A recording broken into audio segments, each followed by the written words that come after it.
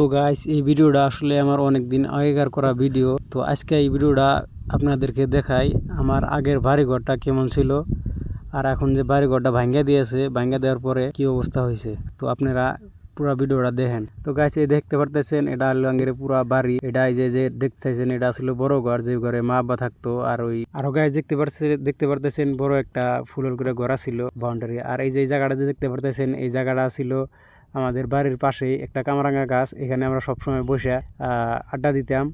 তো এই জায়গাটাতে তো আর একটা যে ঘরটা দেখতে পারতেছেন এটা হলো আমাদের পাকঘর। এটা ছিল পাকঘর। আর এই যে সামনে যে ঘর দেখতেছেন এটাই আমরা তিন ভাইয়ের জন্য আমরা এই ফুলল করে একটা ঘর দিছিলাম। তো গাইস এই ঘরটা দিতে আমাদের খুবই কষ্ট হয়েছে। এই ঘরটা আমরা অনেক দিন মেহনত করার পরে এই ঘরটা আমরা দিছিলাম।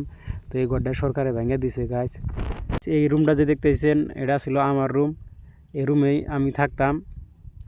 তো এই রুমটা দেখতেছেন এটা ছিল আমার রুম। আর বাকি যে তিনটা রুম আছে, তিনটা রুম দুই রুমে দুই ভাই থাকতো আর একটা রুম খালি থাকতো। তো এই যে এই রুমগুলো যে দেখতেছেন এই রুমের মধ্যে একটা মধ্যে ভাই থাকতো, ছোট ভাই।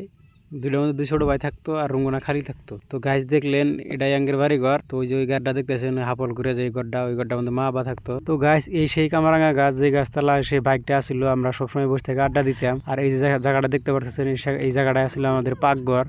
তো ভাঙ্গা এখন এই অবস্থা হয়েছে। আর ওই যে পুরা যে জায়গায় যে ওই ইট ভাঙা মশলা ভাঙা গুলা যে দেখতেছেন ওই জায়গা দিয়ে আসছিল সেই বড় ওই যে ফুলওয়ালা ঘরটা, যে ঘরগুলোতে আমরা থাকতাম।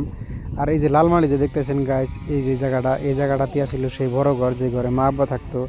তো এই আসলে পুরো বাড়ি ঘর। আপনি